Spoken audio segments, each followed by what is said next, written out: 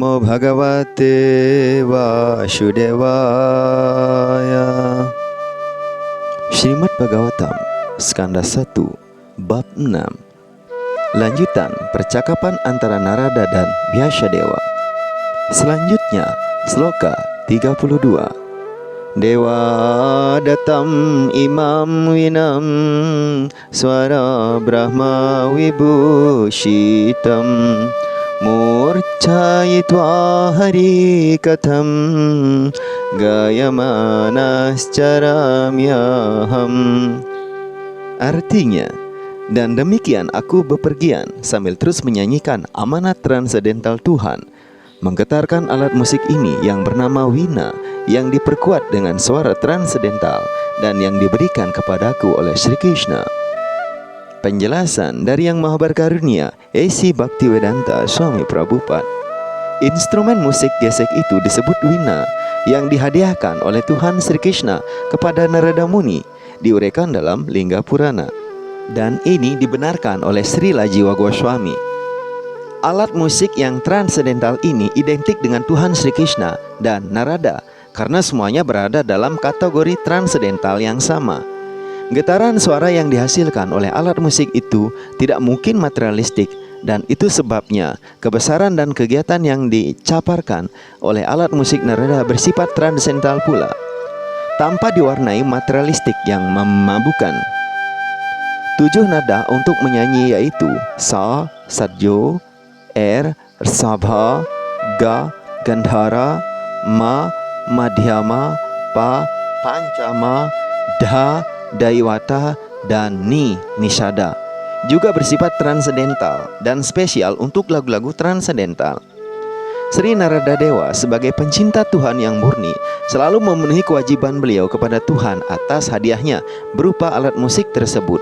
Jadi, Narada terus-menerus menyanyikan keagungan rohani Tuhan, sehingga Narada tidak mungkin gagal dalam kedudukan beliau yang mulia. Insan yang sudah inisap diri di dunia material seharusnya mengikuti jejak Srila Narada Muni dan menggunakan nada-nada suara yakni Sa, Ra, Ga, Ma, dan sebagainya, sebagaimana mestinya dalam pelayanan bakti kepada Tuhan, dengan cara selalu menyanyikan kebesaran Tuhan, sebagaimana ditegaskan dalam Bhagavad Gita. Selanjutnya Sloka 33. Pragayanta swaviryani tirtha pada priya sravaha ahuta iwa me sigram darshanam yati cetasi. Artinya, Tuhan yang Maha Esa Sri Krishna yang keagungannya sangat menyenangkan didengar segera muncul bersemayam dalam lubuk hatiku, sebagaimana jika dipanggil, begitu aku mulai menyanyikan kegiatannya yang suci. Penjelasan dari Yang Maha Berkarunia, A.C. Bhaktivedanta Swami Prabhupada. Personalitas tertinggi Tuhan yang Maha Mutlak tidak berbeda dari nama transendental, bentuk dan kegiatannya maupun vibrasi suara mengenai hal-hal itu. Begitu seorang pencinta murni mulai bersibuk dalam bakti yang murni berupa mendengarkan, memuji, dan ingat nama, kemasyhuran, dan kegiatan Tuhan, maka dengan cara memantulkan dirinya pada cermin hati melalui televisi spiritual, Tuhan segera nampak oleh mata transendental seorang pencinta murni Tuhan. Karena itu, penyembah atau pencinta murni yang berhubungan dengan Tuhan dalam pelayanan cinta yang transendental akan bisa mengalami kehadiran Tuhan pada setiap saat. Hal itu adalah psikologis yang alami bagi setiap individu, di mana siapapun suka mendengarkan kejayaan pribadinya yang dibesar-besarkan oleh orang lain. Itu adalah insting yang alami. Dan Tuhan juga merupakan personalitas individu seperti yang lainnya. Tidak ada pengecualian menyangkut psikologis ini, karena karakteristik psikologis nampak ada pada roh individu, maka refleksi dari psikologi yang sama juga ada pada kebenaran mutlak. Satu-satunya perbedaan ialah bahwa Tuhan adalah personalitas yang terbesar atau akbar dari semua yang ada, dan Dia mutlak dalam segala urusannya. Karena itu, tidak mengherankan jika Tuhan menjadi tertarik apabila penyembah yang nyai murni memuji kebesarannya. Oleh karena Tuhan mutlak, Dia mampu muncul sendiri dalam gambaran yang mengandung pujian tentang kebesarannya, sebab dua hal itu adalah identik. Srila Narada menyanyikan kebesaran Tuhan bukan demi keuntungan pribadi, melainkan karena pemujian itu identik dengan Tuhan. Narada Muni menembus kehadirat Tuhan melalui cara pemujian transendental. Selanjutnya, sloka 34. Etadyatura citanam matra sparse cayamu bawa shindu plavo dristo haricarya nuwarnanam. Artinya, hal itu telah aku alami secara pribadi bahwa orang yang selalu diliputi kecemasan dan kegelisahan karena menginginkan kontak indera-indera dengan objeknya akan dapat menyeberangi lautan kebodohan dengan menaiki bahtera yang paling cocok, selalu memuji kegiatan transendental personalitas Tuhan yang Maha Esa. Penjelasan dari Yang Maha Berkarunia, A.C. Bhaktivedanta Swami Prabhupada. Ciri khas dari setiap makhluk hidup adalah bahwa dia tidak bisa diam walau hanya sebentar. Dia harus selalu melakukan sesuatu, berpikir tentang sesuatu, atau membicarakan sesuatu. Umumnya, orang-orang materialistik merenungkan dan mendiskusikan berbagai pokok persoalan yang bisa memuaskan nafsu mereka. Namun, sejauh hal-hal itu dilakukan di bawah pengaruh luar energi ilusif, maka hal-hal yang bersifat seksual tersebut tidak benar-benar memberikan mereka kepuasan.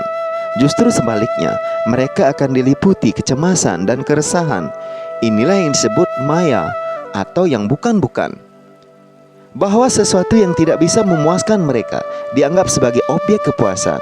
Jadi, Narada Muni menurut pengalaman pribadi beliau mengatakan bahwa kepuasan untuk para makhluk hidup yang frustrasi dan sibuk dalam kepuasan indera adalah selalu memuji kegiatan Tuhan.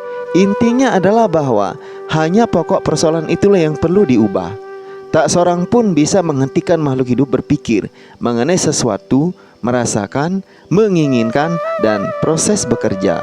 Namun, jika seorang menginginkan kebahagiaan yang aktual, seseorang hanya harus mengubah pokok persoalannya saja.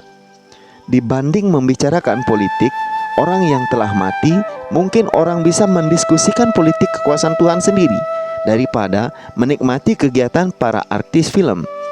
Orang bisa mengalihkan perhatiannya pada kegiatan Tuhan bersama teman-temannya yang kekal seperti para gopi dan para laksmi.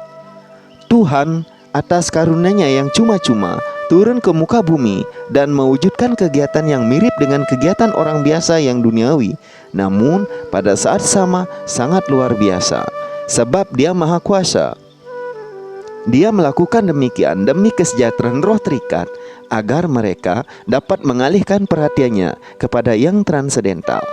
Dengan mengalihkan perhatiannya seperti itu, roh terikat akan berangsur diangkat sampai kedudukan transendental dan mudah menyeberangi lautan kebodohan, sumber segala kesengsaraan. Pernyataan ini berasal dari otoritas seperti Sri Narada Muni yang didasari oleh pengalaman pribadi beliau.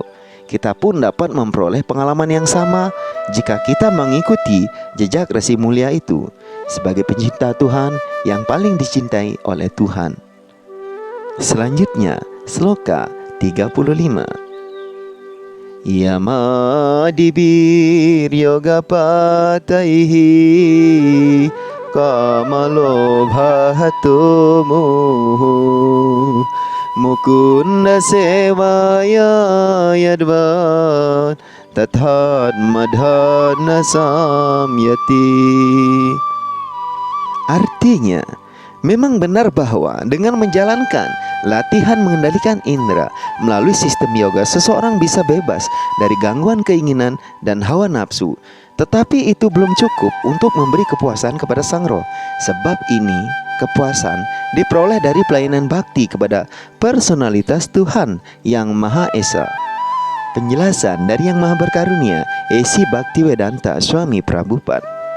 Yoga dimaksudkan untuk mengontrol indera-indera melalui proses mistik yang terdiri dari latihan jasmani, menyangkut cara duduk, cara berpikir, merasakan, menginginkan, memusatkan pikiran, bermeditasi, dan pada akhirnya menyatu dalam sifat transendental.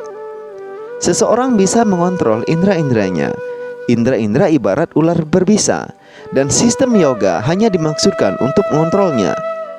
Di lain pihak, Narada Muni menganjurkan metode yang lain untuk mengontrol indera, yaitu melakukan pelayanan dengan cinta kasih transendental kepada Mukunda, personalitas Tuhan yang Maha Esa. Berdasarkan pengalaman beliau, Narada mengatakan bahwa pelayanan bakti kepada Tuhan lebih efektif dan praktis dibandingkan sistem mengekang indera secara tidak wajar. Dalam melayani Mukunda, indera-indera menjadi sibuk secara transendental, sehingga ia tidak mempunyai kesempatan bersibuk dalam kepuasan indrawi. Indra-indra ingin kesibukan, membatasi dia secara palsu, tidak menghentikannya sama sekali. Sebab begitu timbul peluang untuk kenikmatan, indra-indra yang bagaikan ular pasti akan bermanfaat kesempatan itu. Ada banyak contoh tentang hal ini di dalam sejarah. Misalnya, Wiswamitra Muni menjadi korban kecantikan Menaka. Berbeda dengan Thakur Haridas yang tetap teguh walau dia digoda oleh Maya yang berdandan cantik di tengah kegelapan malam, di mana Maya tak sanggup menjatuhkan penyembah mulia itu ke dalam perangkapnya. Ide keseluruhannya adalah bahwa baik sistem yoga maupun spekulasi filosofis yang gersang tak akan pernah mencapai sukses tanpa pelayanan bakti kepada Tuhan.